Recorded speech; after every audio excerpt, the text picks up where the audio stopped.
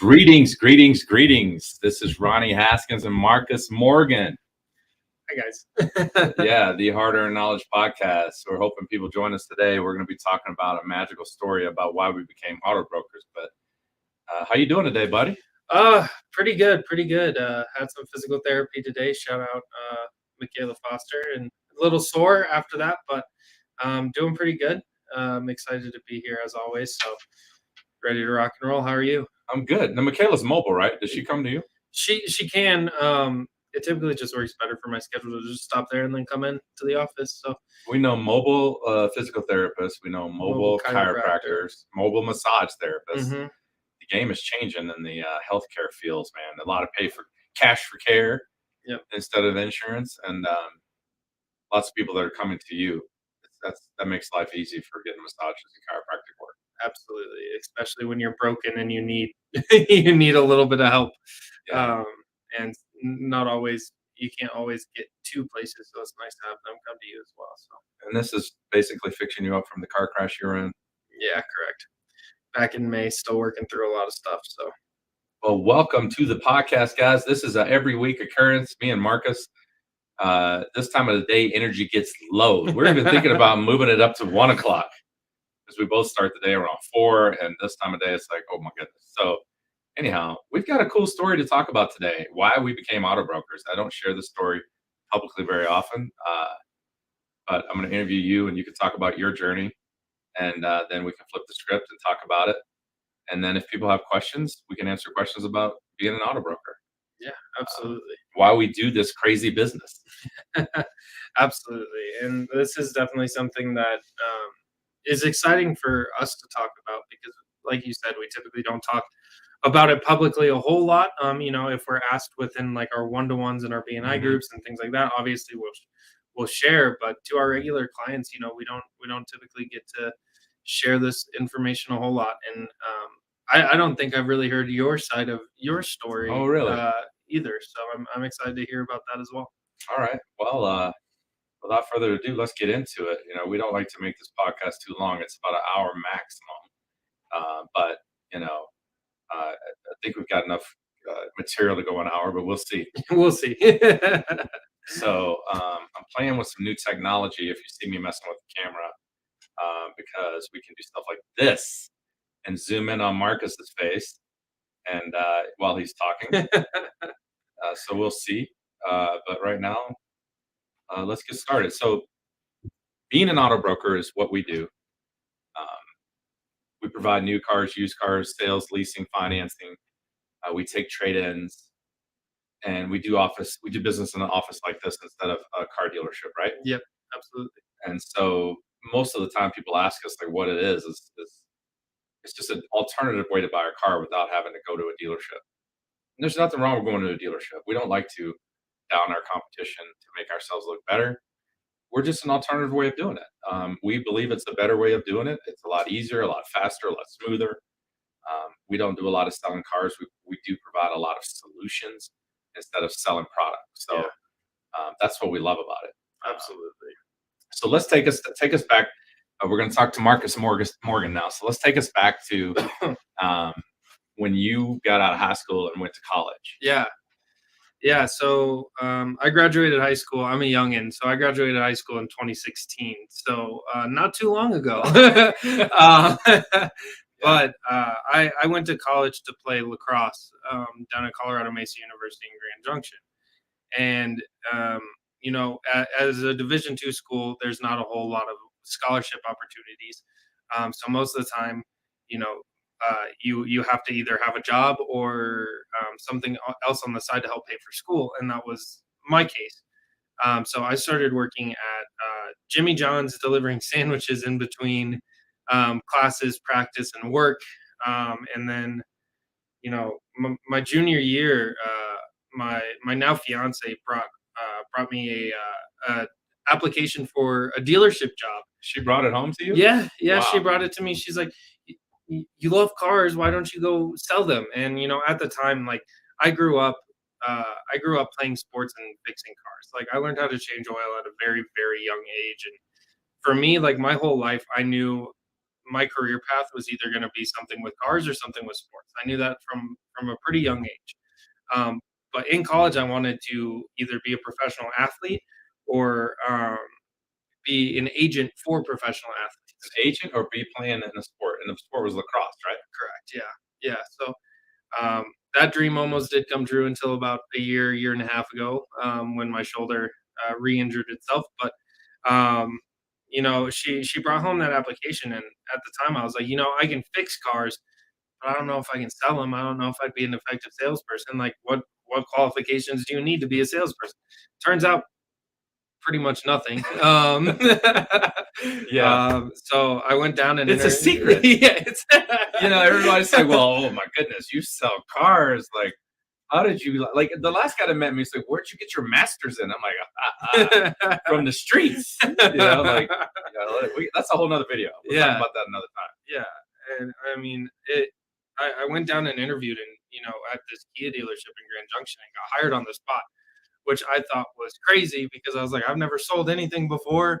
Like, what am I supposed to be doing? And then they paid for my sales license and everything like that. Shortly later, I actually had to report that dealer to the dealer board Wow. for some shady business practices, and that ended up making them go bankrupt.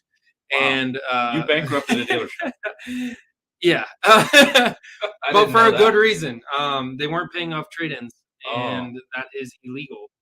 And yeah, so I reported them to the dealer board, and they were bought out by another Kia dealership by another person, and I went to Subaru and Volkswagen down in Grand Junction for about a year, and then COVID hit, and after once we were all able to go back into the office, it was about time for Sierra and I to finish school and move back up here. So you're still in Grand Junction in 2020, in March of 2020 when yep, COVID hit, yep, working at a Subaru dealership. yep.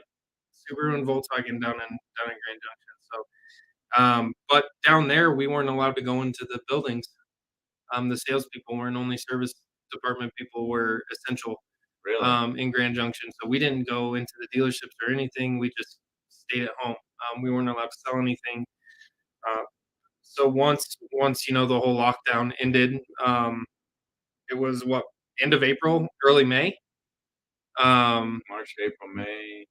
Of Yeah. yeah, of 2020, and then at that time we were finishing up with school, so we moved back up here.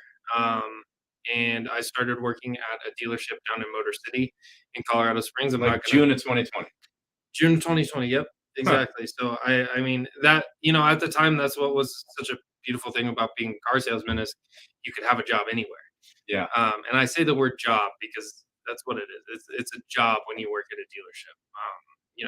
Here as a broker, I don't think this is a job. Yeah. Um, but we'll get into that a little bit later as Okay. well. But yeah, I started working at a dealership down in Motor City in June of 2020. Worked there for about a year and a half. And then, no, I guess it was just under a year because I came to work for you in April of 2021. Really? It's been that long. It's been that long. Wow. So you were at the dealership June 2020 To to April. April of 2021. Did you leave the dealership before your mom called me. Yeah, Yeah, yeah, your mom called me and she was like, "Hey, can you talk to my son about an opportunity?" And I was like, "Yeah, yeah, let's talk." And yeah. so the rest is pretty much history, but I didn't I'm putting the pieces back together. I mean, time flies. Time does fly. I can't believe it's December of 2022 tomorrow, Yeah. and yeah, it feels like I've been here a lot longer than a year and a half, but it also feels like a short amount of time as well. Yeah. It hasn't really flown by, but yeah, I joined here April 1st of 2021, Wow. and I did leave the delership 2 weeks before Okay. that. Alright. So, Wow, how that's was your crazy. experience at the dealerships? If you wanna talk about that a little bit. Yeah, down in Grand Junction, it was a lot different because it's a very small market, Mhm. compared to up here in Colorado Springs. So in Grand Junction, um, really, you don't network, you don't do anything except you come into the office, or not, you come into the dealership and you sit there and wait for people all day. Mhm. You just sit and wait for somebody to come in so you can sell them a car. In Grand Junction. Yep. Okay. So we used to have golf carts that we would sit out like at Volkswagen and Subaru. We'd have golf carts where we just sit out in the middle of the lot and just wait for people to drive by, and then we follow them until In they the hop cart? out You're of the sitting in the golf cart Yeah. following people? There's like 4 of us in this golf cart. Oh my goodness. Like, so it looks like they're about to be mugged or something. Yeah, You yeah. guys are rolling up on them, looking at the golf cart. 4 people in, polo shirts, khakis. Oh and my goodness. just following you in a golf cart, waiting for you to hop out so that we can talk to you about selling you something. How can I help you today? Yeah. Yeah. Um, I'm just looking. What would you say? I'm I'm just selling. Yeah. Yeah. Oh man. Yeah, I've said that a few times. Yeah. I mean, that's one of the lines they teach you, right? That's- I'm just selling, guys. It's like What's up? how to handle objections 101. Yeah. But yeah, down in Junction, it was really different. At least the camaraderie between the salespeople, because at the end of the day, we got paid per unit at the dealership, but it was gross. It was profit based, not unit based. Okay. Which So was You different. get paid per unit, but you got paid depending on what you actually sold the car for. Yeah. Okay. Profit on the vehicle. Mhm. Whereas when I came up to Colorado Springs and worked down in Motor City, it was you get a flat rate of each unit you sell, Yeah. which was a small number. Mhm. And then the big numbers come when you start adding thousands and thousands of dollars into warranties and things like that, and then you get a percentage of that. Okay. Um, And then unit bonuses, like when you hit certain yeah, and numbers? then once you hit 10, it gets prorated to a higher number. Once you hit 15, it gets prorated to a higher number, and then finally 20, it gets prorated to Wow. the highest number possible before Right. all of your extra stuff that you sold. But the camaraderie between the salespeople was a lot different in Grand Junction. It was more close knit, and there wasn't really competition down in Grand Junction. Yeah. When you come into a big market like Colorado Springs or Denver, Mhm. what I noticed right away was no one cares about you. They just Really? care about their next deal. Really? And they'll do anything in their power to get a deal before you, Wow. or even try to rip you off of half or more of a deal that you did. People who don't know what a split deal is, the split deal is when I talk to the customer one day, they come back in another day, and you end up talking to them, and now we got to split the deal. Mhm. I'm off that day. Yeah. You know, yeah, I did not like split deals when I was at the dealership. Yeah, and I mean, another thing, that was different between Grand Junction and the Springs was the way the managers treated you, and what was expected of you. Down in Grand Junction, we had like split days to where half of the team would work in early shifts to like 8 to 5, Mhm. and then the late shift would be like 11 to 7 or Okay. 11 to close or whatever. And we had that same system in Colorado Springs, but we had 3 different teams because we had 25 salespeople. And 25 sales. yeah. um, so uh, you had specific days off as well down there, but up here, if you actually take your day off, your managers get mad at you. Really? Yeah, which is crazy because the only other day you'd have off is Sunday. It's Sunday. Like in Colorado, it's illegal to be open on Sundays for Mhm. all car dealerships. Yeah. So you work 6 days, and you're trying to take your day off, and they're upset with you. Yeah, What would they say? they would either stop giving you leads for a little bit, or they just belittle you and talk smack to everybody but you and let just gossip spread and the toxic culture form and everything like that. But also, I mean, the big thing is that they would literally if you took a day off, they would literally delay your name on the lead list for a solid hour, hour and a half. And that's what was really frustrating. Really? So you're at work, but you're not really able to do anything.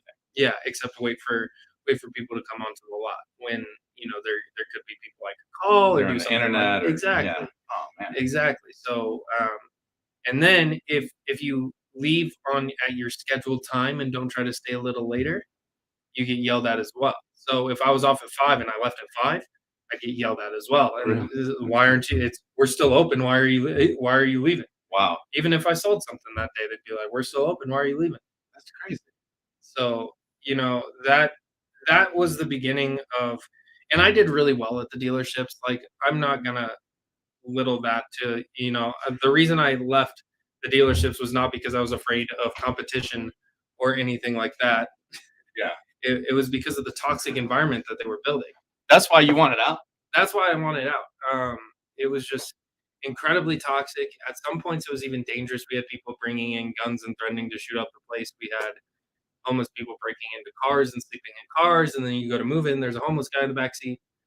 Um, and That's yeah, I nuts. mean, there were a lot of reasons, but the big reasons were the toxic environment for the employees, and that's why I overall left. It wasn't because of the competition, because I actually thrive on competition. Um, I don't know. It's just, who I I've am as seen an it in your athlete. face. Yeah, you get fired up. I Yeah, got it. You like to win. Yeah, I think you have to have that in sales. yeah, yeah, absolutely. But yeah, the big reason I left was, it was just too toxic of a place to be in. I actually developed stomach ulcers from how stressed out and I Wow. was at the dealership. Um, and that's when my mom reached out to you. Yeah. Which is crazy. For those of you who don't know, I've actually known Ronnie since I was 6. He was our next door neighbor for a while. Yeah, I was single living in the neighborhood and, you guys had kids and he was one of the kids coming by my house. Yep. Yeah, it was very interesting. So when she called me, I was very surprised. I was like, Mhm. "Oh boy, what's going on with Marcus?" And he comes in and he's 6'4", and I'm like, "What? This is completely not the kid that I used to see that was running around the neighborhood on his scooter." Yeah. So yeah, we've actually known each other for like, I don't know, man. It's been a long time. Yeah, yeah, but, after that, we had an initial interview, and after that initial interview, when you really showed me what being a broker is all about and what I can do to further progress, my career, that really intrigued me, and then at that point, it was just getting a yes from the missus. Talking to your wife, yeah. Mhm. Mhm. So that was a big changing point, and then after I got the yes, it was a no-brainer, and that's what I wanted to do, and this is what I wanted to do, and a year and a half later, I couldn't imagine if I stayed at the dealership. I couldn't imagine anything different. This has been so incredibly refreshing and, motivating Mhm. that I don't know, it really did give me a whole new perspective on life in general, Hmm. and I think I've developed and changed as a person quite drastically over the last year and a half. I So can definitely see it. And so, yeah, I mean, those are some of the same things that I felt when I became a broker. I no longer had to force product on people mhm, that they may not want. Like, hey, when I was selling Hondas, it was like, "Hey, look, if you don't like the Honda, we have a problem." mhm, yeah, Because yeah, that dude over there, the manager, mhm, is gonna ask me a lot of questions while you're leaving the lot. exactly, yeah, That was a tough time. yeah. So what has been your biggest takeaway from working at the dealership to coming here? And then, you should share a con, like what's detrimental? Like what do you wish you had at the dealership? Man, you know, the biggest thing that I like about here is, one, it's not a toxic place to be, and I actually like coming into the office. That's number one on the list. But I think for the most part, it's like you said, not being captive to one Mhm. brand, which I really really like, and having access to so many used cars, and not just being the salesperson, but the sales manager, the finance manager, the used car manager. These are all positions at a dealership that they allocate different people to, and here we're all of that in one package, and I really like that. I like the responsibility it brings. Um, you Yeah, know, you have to appraise cars here, which is a used car manager's mhm, job. You have to look at the financing aspect of it, which is the finance manager's job. You have to make decisions on things that normal salespeople at dealerships would never touch. mhm, It's a whole deal. Like your skill set here has to be sales management capacity when you first start, or you have to be. absolutely, It's very different. absolutely. So Um, cool. What would be a con? Networking is rough. it's great once you really get into it. Yeah. But at first, that was my biggest like, "Oh my gosh, this sucks." Yeah. Going out business to business, handing out my Building cards, a book of yourself filling instead of filling the having book. those people driving into the lot. Exactly, exactly. But I must say, I do like not having a physical inventory Mhm. because it's less pressure on our clients. Mhm. It's obvious we're not forcing anything on our clients. It's, based off of their preferences and their financial capacity. Yeah. But, yeah, having customers at the dealership drive in every day and, there's your chance for money on the day, and that Mhm. was really nice. But at at this one, it is different. You have to go and actually work for it, which I do like, but at first it was really, really tough for me to wrap my head around. It looks insurmountable at times. How Mhm. do I go from 0 to getting somebody to give me enough trust to go buy them a car? I mean, it's a lot, Yeah, it's not what absolutely. people think. We're not just running around, um, s they think we're matching, like, I'm matching you to a dealership, like, we don't do that, like, we Mhm. we have access to the inventory, we're just basically trying to get we sell trust. That's what we Yeah, do. It's like, "Hey, you trust me, I can take care of your car deal. I can give you the right answers. I can give you the right solution for your specific need." Everybody's need is different.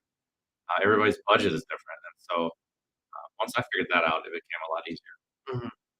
Yeah. Yeah, and the networking has gotten a lot easier as, my time has progressed here. Like Bonnie so lovingly says every week, it networking means you're a professional friend, and Yeah. that's definitely where I've kind of fallen into that role of where networking isn't necessarily a chore anymore. It's something that I get to do to further my business and make friends at the same time, which is great. Yeah.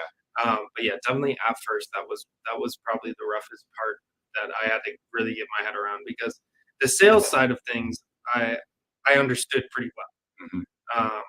But it was the growth of your business that really was a new challenge and a new um, adventure for me. I think what sums it up is relationship sales versus transaction. Absolutely. You can do a lot of transactions at the dealerships. You can go make a lot of money at a dealership real quickly. Mhm. Here, it takes a lot longer, but we believe that those relationships last a lot longer. And because we can offer you a million different makes and models, there's once we have a good relationship and we've earned that right and earned that trust, then the clients seem to come back over and over again. Absolutely. You know, Absolutely. And that's definitely one of the more beneficial things because on my time at the dealership, I never had a repeat never. client. Never. They didn't teach you follow up or anything like that. We did follow up all the time, but by the time you're done with people at the dealership, Uh, they're not in a good situation. And once they kind of figure that out, they don't want to talk to you. mhm. Here, now that now, we don't do that to people. So for the most part, our clients are willing to come back as long as we're still there. There's lots of dealerships that develop incredible repeat referral business. Absolutely, You know, especially in the lease game. a lot of them. I mean, there's lots of dealerships that are run very well. They have complete repeat referral. Red Nolan is one of the best Hmm. in the state. Yeah, So they're the Cadillac dealer. They do a great job. Uh, I've got a lot of friends out there that do a great job of following up their people and take care of them. It's just a different aspect of it. I don't want anybody to get this message today twisted about that. Like, we are not downing dealerships. It's like, look, correct. that's Marcus's experience. He's telling the truth. My experience when we get to me in a minute was a little bit different at the dealership. Yeah, So uh, it's probably one of my most fondest parts of my life. So, you know, yeah, yeah. And I mean, there were great things about the dealership too. Like I did build a lot of relationships with some of the salespeople and made lifelong friends. Like yeah. um, and that side of everything was fun. And I mean, being there was fun sometimes. It's always a good game every day. Yeah, it's you either have a really good day, Yeah. um, and you either sell a couple things and you're flying high and you're Yeah. feeling real good, or it's a really bad day and you're 0 for 2, and then things start coming down a little bit harder from the people up top. Yeah. But there were great days, there were fun days, there were optimistic days, and I still have a lot of friends that are in that dealership side of things, and they are good people, and I won't take that away from them. Yeah. They are good friends of mine as well, and um, some of them have even started working with me on some of their cars, Yeah. which is interesting. We're just different. Yeah, We're just different, and we don't fit every mold out there. I mean, I don't expect to be able to work with 700,000 people in this town, yeah, no, but we absolutely, fit a good niche, and I like niche businesses or niche. I yeah, say niche. What do you say? niche. Niche. I think I'm sticking with niche. So, all I right. don't know the difference. What else would you like to share about why you became a broker? Really, it was the big thing that you said that really hooked me was, uh, it's not going to be easy, and you're building this. He's like, you're under my umbrella, but you're building your own company in your own name, and the entrepreneurial side of things is what really got me hooked, because it's something I always wanted to do, and I always visualized was going down a road of entrepreneurship and Mhm. owning something one day and building and growing.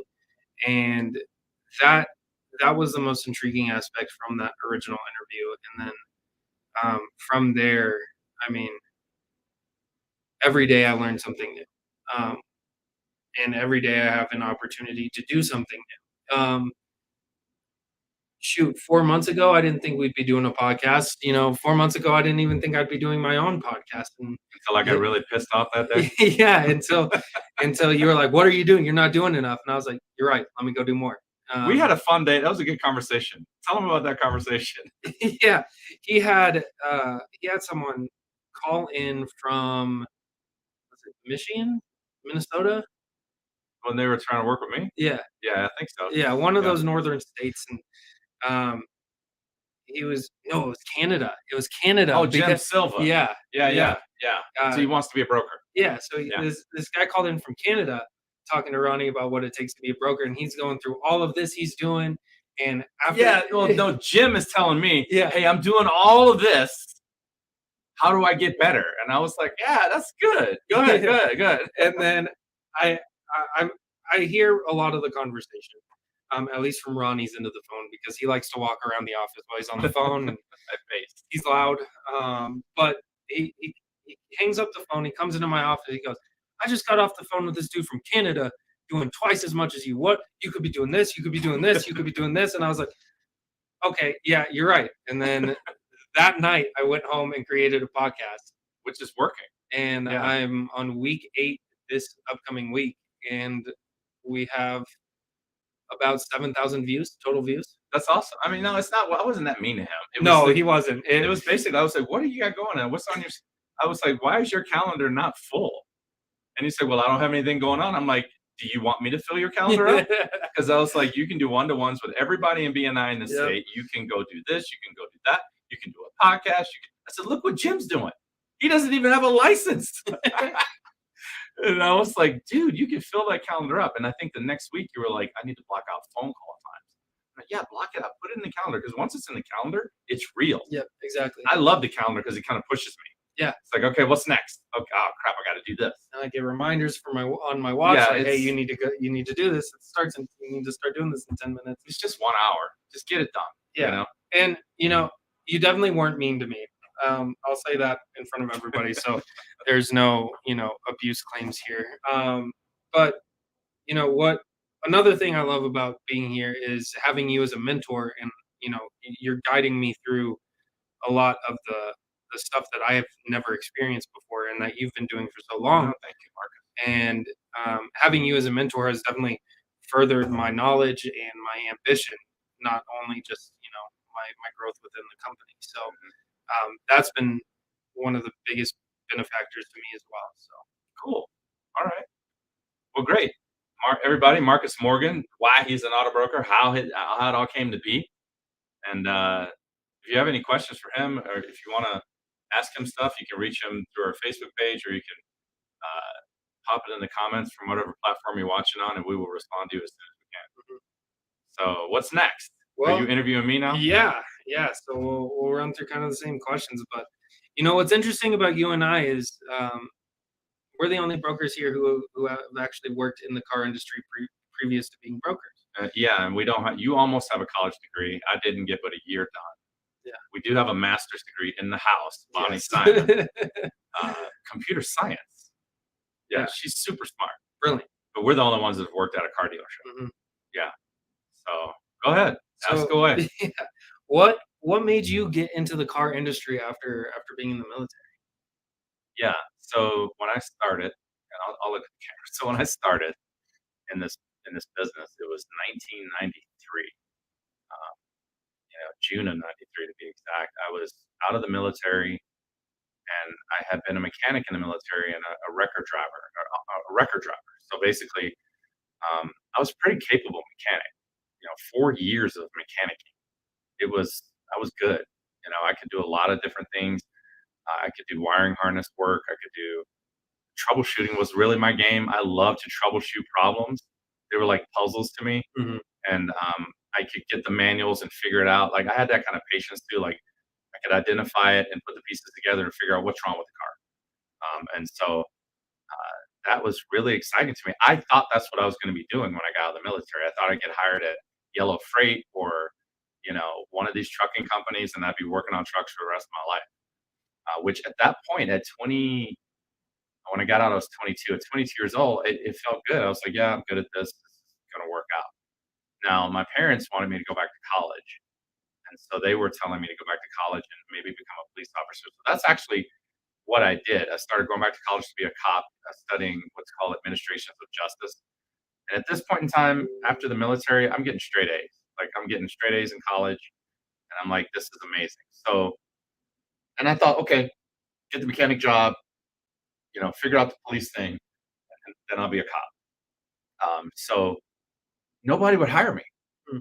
No mechanic jobs would hire me because I didn't have an ASE certification. They don't give you that in the military, or they didn't in 1988 and 1989, 90, 91, Mm. 92, so I didn't get that certification. I stayed in the reserves, uh, the National Guard in Minnesota, and then I just kept looking for a job and nobody would hire me. And back then we had the yellow pages and newspapers for ads for jobs. We didn't have all of this, so I was every day getting into. I got to go get a newspaper, and if you, for those who remember, the Sunday newspaper was the big one. You go get the Sunday newspaper; it's about that thick, and it's got ads in it. It's got everything. It's heavy. I delivered papers as a kid, and Sundays were tough because the papers were so big. They were 3 times the size of a normal paper. But that's where all the ads were. That's where all the job offerings were. They call them the classified ads. For those of you out there that are my age, so classified ads were like they were in alphabetical order. You're looking for jobs. It's right here, jobs. So you could go look for them. And dude, the only thing in there was sales jobs. Everybody else wanted a college degree. Like it always so disheartening because I'd look at it and look at like I can do this, and I'd look at it and it'd say expectations or job requirements for your college degree. Da da da da da. And I was like, dang, I'm screwed. And back then in 1992, um, all the rave was college degree, college degree, college degree. You got to go to college. You have to get a degree. The news is a little different today. It's a little different today. Quite a bit. Yeah, so we're not going to derail the podcast, but so what I did is I kept looking, and I actually got a job selling perfume in the mall. Hmm. This was not name brand perfume. They actually drove us up in a van, gave us a box of knockoff perfume, and we were to walk around the mall and try to sell this product. Oh, wow. That does not sound fun at all. I mean, it should be a sales test here. Yeah. It's like, all right, if you can sell 5 bottles of this shampoo at the mall, you get the job, And Yeah. how many of those guys you think would even come back? Oh, none. Maybe 1 or 2. Yeah, I'm literally in the mall like, hey, have you ever smelled this? Don't get the Chanel Red. Check this out. This is just good. It's only $15.99. Da da da da da. I think I sold 1 bottle. Terrifying, horrible. If you think car sales is bad, this was horrible. So anyhow, I washed out in like a week. I was like, I'm not going back to this crap. This is embarrassing. I can't do this. I was 22. And so then I upgraded to, wait for it, vacuum cleaner sales. So they tricked me. They wrote an ad. It was like air purification units. Air purification unit. I'm like, wow, that sounds amazing. I got mechanical skills, air purification units. I can do this. So I show up for the interview, which was a group interview. Mm. There's like 15 of us in a room, and there's one guy in the front talking to us and telling us about clean air and suction and all of these different things. And in the end, there's this canister sitting there, and then it like an hour and a half, and you're like, "Oh my god, that's a vacuum cleaner!" Yeah, and I'm like, "Oh my god, this is what this is." And he's like, "Yep, you get the phone calls. We send you out to do the demonstration in the people's homes, and you go in, and I'm competing with housewives. Like, look, I can kick it. I can get more dirt than yours. Look at all the dirt in the thing right here. Yeah. Turns out I ended up making like 2,500 a month in '92 selling those things because I was pretty good at it, or I got good at it. It was all the same stuff. Like, go out there, get beat up, come back, and then the boss is like, "Here's how you handled objections. Did you do this? Did you do that? Did you ask these questions?" And I'm like, "No, I didn't do any of that. She Mhm. told me she didn't like it, and I left." Yeah. Yeah. And so I think I stayed there about 6 months, driving all over Minnesota, vacuuming up everybody's rugs. My claim to fame with that company is I sold one $3,500 to people who did not have carpet. Oh, wow. That's That's when impressive, yeah. I mean, I didn't know that I was good until later, but I was like, "Damn, that was really good." All they had was throw rugs, Yeah. and I'm like, "You got to have this thing." It picked up dirt out of the rugs, and they were like, "That's it. We," because they thought that their vacuum cleaner had cleaned it, and then I went right back over it and got all this stuff out of it. They bought it. That's awesome. I actually own one similar to that now. It's called a Rainbow. Hmm. It's got water in it, and I Okay. swear by that thing. I like it Yeah. in my house. But what they were called back then were filter queens. I was selling filter queens. Hmm. You wouldn't know what it Nope. is. So anyhow, Before I was born. my car had like 200,000 miles on it, and I'm driving all over the place, and I'm like, this is gonna kill me. I need to do something else. So I kept looking at the ads, and my dad was really hard on me. Um, you need to keep looking for. I already got a job. Look for another one. Look for one that's better, that's got benefits, that's got stuff going on. And he just pushed and pushed and pushed. Like my kids probably hear this from me. Like it's okay if you have something in hand, but it's better if you've got three things in your hand. And so, quite honestly, I kept interviewing at dealerships. I knew how to get on my suit, ex-military, so I could get myself cleaned up and go in and interview. And I kept interviewing, and I interviewed at a Honda dealership and at this buy here, pay here lot in Mm. White Bear Lake, Minnesota. And honestly, I got hired by both. I got hired by the buy here, pay here. I went straight to work, and I told them I got absent in other places, man. So if I get hired, I might be out of here.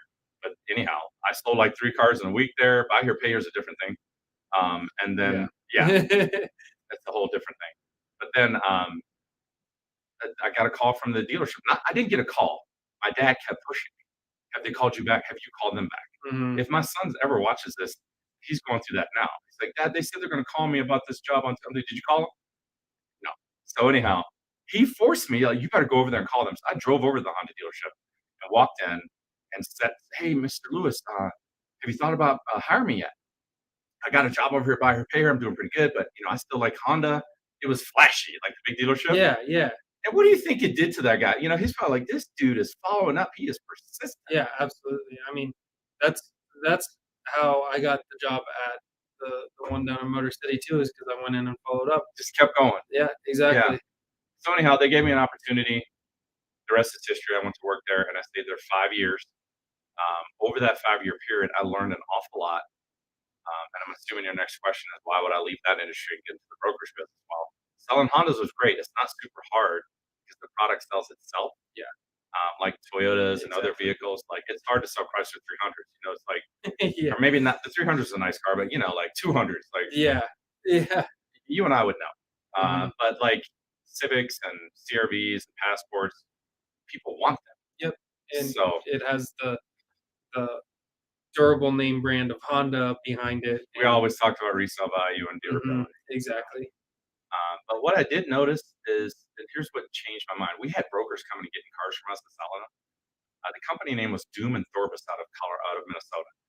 I've never met the guys. I think I saw one a couple of times. They kept them away from the salespeople. Yeah.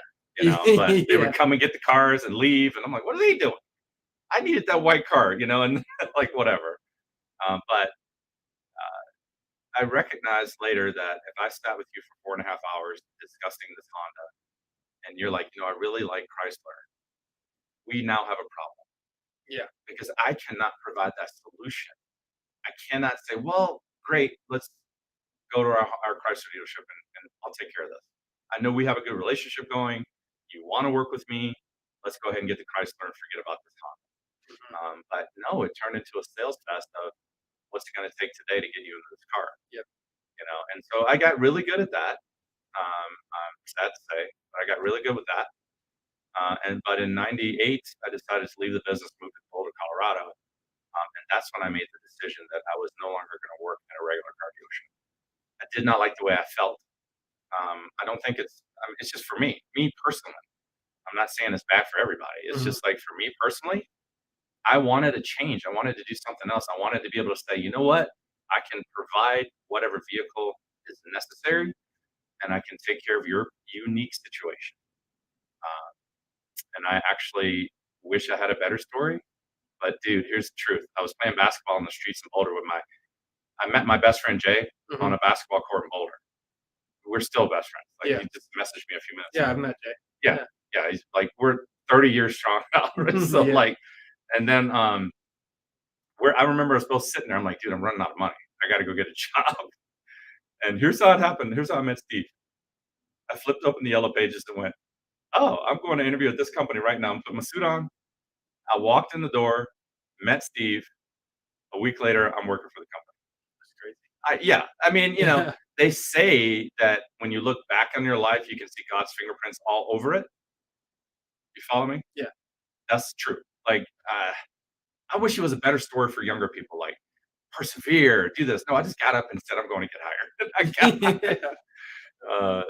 There was the harder I work, the luckier I get, and so meeting Steve was a blessing. And me and Steve are still together. Mhm. You know, 25 years later, 24 years later. So it's been a good run. Absolutely. So that's why I became a broker. I feel like I don't work. Mhm. I mean, I definitely work hard, Yeah. but I don't feel like it. I feel Mhm. like I enjoy what I do so much that it's never work, you know? And I know they tell kids that they should find something they love and they'll never work a day in their life. I do like that statement, but I would like to add to it. Um, find a way to love what you're doing. Yeah. That's what happened to me. That's a big thing, yeah. I don't think I actually loved it the whole time. I think I got good at it. I fell in love with it, and now it's like, yeah, I'm not working. Yeah. I would agree with that, like, from my end, it's like I loved the cars going into it. Cars have always just I Yeah, just love cars, right? And, for those of you who have been watching the podcast all what is this, 18 weeks now? You know yeah. I love cars. Um, If you want to talk but about cars, this is the guy. yeah. If you want to talk solutions, I'm the guy. But, you know, I when I went to the sales side of things, I would agree. I don't think I loved the sales side of things It's hard. until I moved here. Okay. And then I realized, okay, now I actually love what I do instead of I like the products. I like what I'm selling, but I don't like the process behind it. To where here it's I love everything about it. And like you said, like we work very, very hard here, but Mhm. it it doesn't feel like we're working that hard or, when I wake up in the morning, it's not like, oh, I have to go into the office. It's like, cool, what are we doing today? I can't wait. Yeah, Yeah, it's exactly. always fun to me. You know what scares me is losing that feeling. Mm, If anything, if I fear of anything, it's like I wake up one day and I don't like it anymore. yeah, Because people have asked me, "How long are you going to do this?" I'm like, I'm never quitting. yeah. Because what else would I do? I think they sit around, they get sick, they stop moving. They get slower. I don't want to text. Yeah, and I'm only 53. I got 20 years left. and I think what's crazy is that every time we took a couple days off for Thanksgiving. As That soon was as we get back, we're ready to go. Anytime you or I take a vacation, as soon as we get back, we're full steam ahead. And I think we were I talking. delivered a car Monday. Yeah, I The know day we got we were back. talking about that on Monday. We were talking about like, man, it's like we it's like what would we do if we weren't working? Like, Yeah. just being at home was driving us nuts. Well, helping people is really fun. I mean, this is a major need in people's lives. Absolutely. They got to have a car, and just helping them get to that solution and feel good about their decision. Hmm. I never say that we're the best. I'm just like, but I'm going to make sure you feel good about your decision. Yeah, You and know? the process for our clients is a lot easier than that of going shopping at multiple dealerships, especially if they don't know exactly what they want. Yeah. And luckily for us, we have some expertise in that field to where we can advise on the best possible solution. Yeah. Which has really been great. But what would you say has been your biggest challenge since you started your own location of AutoCentre? That was those, well, in 2000, they moved me down here Mhm. and I took over the business. I didn't buy it until '07. Okay. That's a good segue. So like '07 was when I took over. So I put my money in. It all became mine. That was a very challenging moment. My biggest challenge since then, Yeah, since you've had the title of CEO. I think the biggest challenge for me has been letting go and hiring more people, or becoming more of a. I'm like an NCO. For those of you out there who've been in the military, I'm like an NCO. So I like being in the trenches. I like doing the work. I actually like doing the work. That's very true, everybody. That is I very like it. true. Like I wake up for it. I'm like, let's work. Yeah. But my biggest challenge is growing into a CEO and being able to train the leadership around me, not just the salespeople, but the leadership. Like Christy, like you guys are reporting to her now. Like that's Mhm. a big deal. Like I'm not necessary in that particular aspect of the business. Not that I can't do it or don't want to, but like having people to replace me and make sure that this legacy goes on for the next 20 years. If something happens to me, that's my biggest challenge. Mm. Makes a lot of sense. And as we have been expanding, I mean, just in the last year and a half, we're looking at what, 3 new employees this year. Yes, yes, we are, Um, and we're hiring now. yes, For anybody we are. watching, But and I think I can somewhat kind of relate to that. Not in your full capacity, but when January of this year, when you said, "Hey, Marcus, go start hiring your own employees," that was a shock to me, and I was like, "Okay, let's go do it." yeah, And and you got one. I did get one, and at the time, I was like, "I can handle 10 of these guys, no problem." And now Yeah. I'm like, "Caleb, what are you doing today?" Like, Yeah. so, but yeah, letting go, and that's an interesting to hear your feedback on. But The truth of the matter for you solopreneurs out there that are watching this, if you stayed with us this long, thank you. Um, I spent a decade working by myself because I didn't want people around me. But all along, my mentor was telling me to hire, Mhm. hire. You gotta hire. You gotta hire, and I didn't want to. I felt a lot of. I was very comfortable. Yeah. And what's the biggest enemy of growth? Comfortability. Being comfortable. So it makes me uncomfortable because I feel responsible for your livelihood and everybody Mhm. around here. But we started hitting. I can only do so much. I can do about $4 million a year in sales. Yeah. Myself, and so in order to get to 20 million, it's going to take a lot more people. And it's in the universe now. That's what we're shooting for, 20 million. Mhm. So um, we want more people around. We want to train the next leadership in the company to replace me. Everybody's replaceable, Yeah. including me. Yeah. So Well, we got some big shoes to fill for that to happen eventually, but I think you over the past couple months, what I've noticed is your leadership style has definitely changed. really, Um, yeah, I think when I first started, you were a lot more aloof but hands on at the same time, if that makes sense. yeah. And now it just seems like you're more consistent Mhm. with your leadership style, and it's more empowering, I would say. Oh, good. I think you motivate each and every one of us every week to go out and be the best versions of ourselves we can be. And at the end of the day, that's what else. What else could you ask for from a boss? So, Thank you for saying that, man. I appreciate it because I don't think I'm the best at all. I feel like I'm practicing every day, but my goal is to be the best version of me that I can be, so that you guys have someone to look up to, and I can cast a vision for you guys that okay, here's what we're shooting for, guys.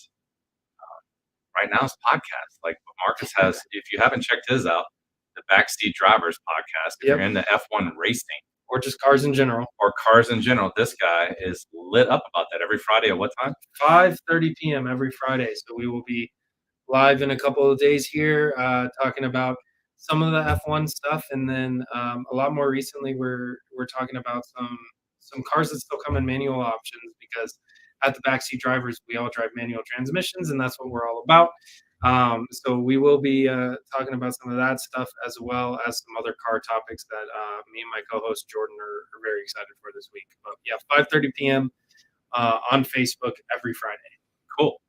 Yeah, this was good. I'm glad you talked me into it. We Yeah. were not going to go live today, but Marcus was like, "Yeah, we are. Let's go do this." I like it when they push me. So this has been really good. I haven't told that story in a while. I hope you guys enjoyed it. By the way, I would be remiss if I didn't do this because Bonnie would get mad at me. Here's how you can reach us if you want to talk about being a broker, what a broker is all about. If you need help with your car situation, if you want to buy a new used car and you want to work with a broker, we're the guys to call. Absolutely. You can reach out that way. You can text that number as well if you want your answers, your questions answered. And please like, share, and subscribe to the channel. Absolutely. Anything else? No, thank you all for watching. And yeah, like Ronnie said, if you like the content we put out, please make sure to like, subscribe, and follow. And stay tuned for next week's episode. Yeah, we will get something posted by Monday. Yes. Now it's in the universe. All right, guys, have a great week. We'll see you next time. Bye, guys.